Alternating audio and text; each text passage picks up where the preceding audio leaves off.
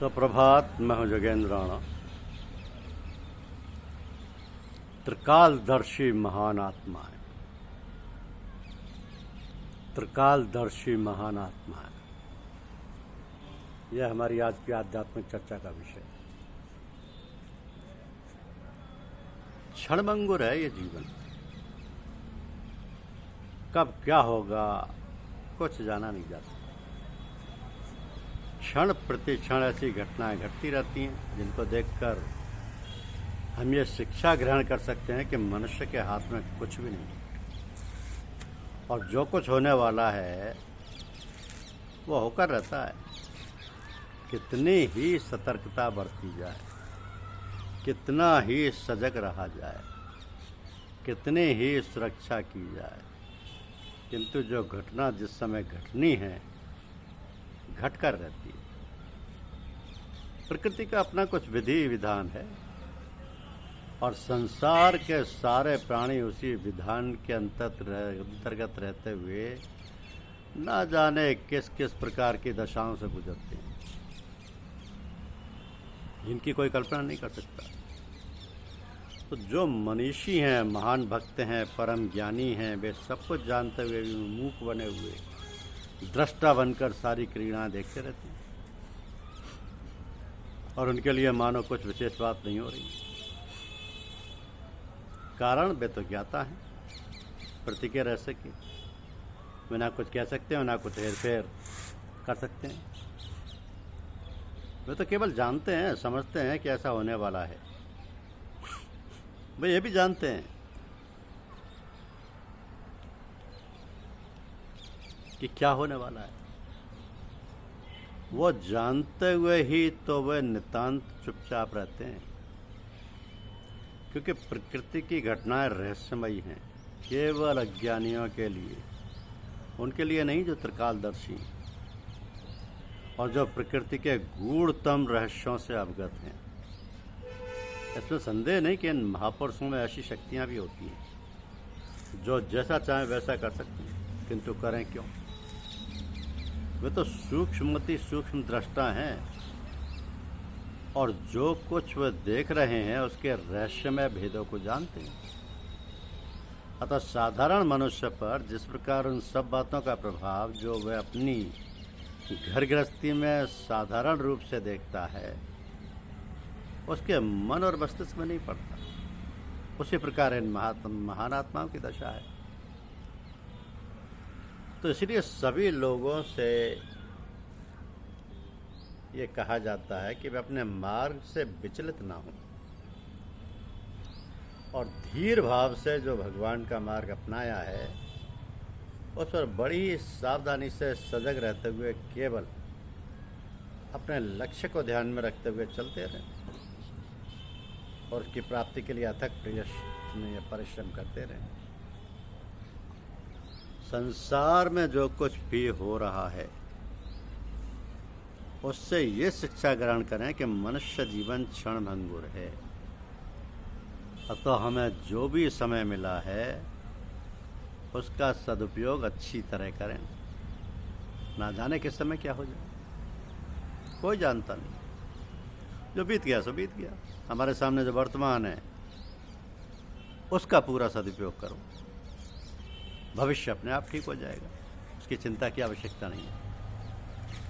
जब मनुष्य अपने आप को भगवान को अर्पण कर देता है तब सारी जिम्मेदारी भगवान की हो जाती है। मगर वो समर्पण कह देना बहुत आसान है, करना बहुत कठिन है।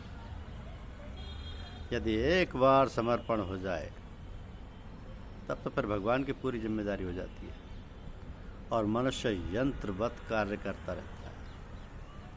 तो उसका काम बड़ी सरलता और निर्विघ्नता पूर्वक होता है। जो अखिल जगत का मालिक है, भगवान है, उसकी सब जिम्मेदारी हो गई। तो फिर क्या रह गया? ना सोचना ना समझना, बस जो सामने काम आ गया कर रहे हैं, निर्द्वंद होकर, निश्चिंत होकर। तो यदि ऐसी दशा प्राप्त हो जाए तो फिर क्या कहना? कहने और करने में बड़ा अंतर होता है।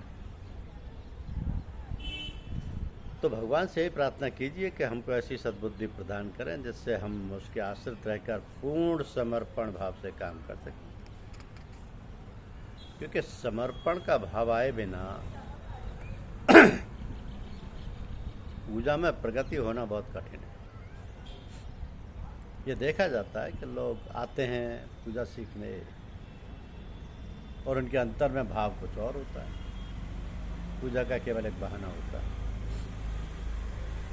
किसी को नौकरी चाहिए अपने लिए या अपने लड़के के लिए, भाई के लिए, किसी को मुक्ति चाहिए रोगों से, बीमारी से, किसी को अपनी लड़की के लिए योग्य वर चाहिए जिसमें पैसा भी ना खर्च करना पड़े, ना कुछ लेना देना पड़े, किसी को मुकदमे में जीतना है, आदि आदि समस्याएं लेकर लोग पहुंचते हैं पूजा सीखने के बाद। तो संत महात्माओं के पास और गुरुओं के पास अब इस प्रकार के लोगों के जब काम नहीं बनते, इच्छाएं पूरी नहीं होती, तो फिर दूर भागते हैं और कहते हैं कि वहाँ का मामला कुछ समझ में नहीं आया, दिल जमता नहीं। तो प्राय देखा जाता है कि जो श्रद्धालु होते हैं, जिनके अंतर में निष्ठा होती है, प्रेम की भावना होती है, उनका कोई काम अटकता है तो प्रकृति माता उनका कार्य पूरा करती है और उनको हर प्रकार की सफलता मिलती है। किंतु जो निष्ठावान नहीं है, जिनके अंतर में श्रद्धा ही नहीं है, ना प्रेम का ही अंकुर है, उनका यदि काम बन भी जाए तो फौरन दूसरी ये इच्छा सामने खड़ी हो जाती है कि ये काम पूरा होना चाहिए, क्योंकि वे तो काम पूरा कराने के लिए ही आए हैं। उन्हें पूजा पाठ द्वारा भगवान से कुछ लेना देना नहीं है। उनकी इच्छा पूरी हो, दुनियादारी के उनके काम बनते जाएं, यही उनकी चाहना है और इसी के लिए उनकी पूजा है। अब ऐसे आदमियों से तो भगवान बचाए। इस प्रकार से लोगों से दूर ही रहना चाहिए। ऐसे लोग कम ही मिलेंगे जो हर प्रकार की कुर्बानी करने को तैयार हो भगवान के लिए, गुरु और संत महात्माओं के लिए। अब पूरी कुर्बानी या समर्पण कठिन ही नहीं, बहुत कठिन, क्योंकि यदि थोड़ा भी समर्पण हो तो काम चल जाता है और धीरे धीरे काम भी होने लगते हैं। पर थोड़ी थोड़ी श्रद्धा और भक्ति भी बढ़ने लगती है। इस प्रकार वो आदमी चल पड़ता है पूजा की राह में, और ऐसे आदमियों को संत महात्मा और गुरु लोग सहारा भी देते रहते हैं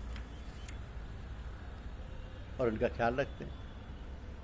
इतना ही नहीं, उनके लिए काफ़ी होता है और वह धीरे धीरे चलते चलते प्रगति पथ पर अग्रसर होते हुए अपने मकसद को, लक्ष्य को प्राप्त कर लेते हैं। लेकिन वो जो लक्ष्य को प्राप्त कराने वाले हैं, वो तो त्रिकालदर्शी हैं। वो तो प्रकृति के गुणतम रहस्यों से अवगत हैं। उनके पास तो ऐसी शक्तियां हैं जो जैसा चाहे कर सकते हैं। वे तो सूक्ष्मति सूक्ष्म दृष्टा हैं और जो कुछ वो देख रहे हैं उसके रहस्यमय भेदों को जानते हैं। अतः साधारण मनुष्यों पर जिस प्रकार उन सब बातों का प्रभाव जो वह अपनी घर गृहस्थी में साधारण रूप में देखता है, उसके मन और मस्तिष्क में नहीं पड़ता, उसी प्रकार इन महात्माओं की दशा है। तो ये जो त्रिकालदर्शी हैं, इन्हें प्रकृति की सारी बातों का आभास होता है, लेकिन ये प्रकृति के किसी भी कार्य में विघ्न नहीं डालते, अपना काम निर्लेप करते रहते हैं, क्योंकि जानते हैं कि प्रकृति की घटनाएं रहस्यमयी हैं। वो स्वतः ही अपने हिसाब से चलती रहती है। धन्यवाद।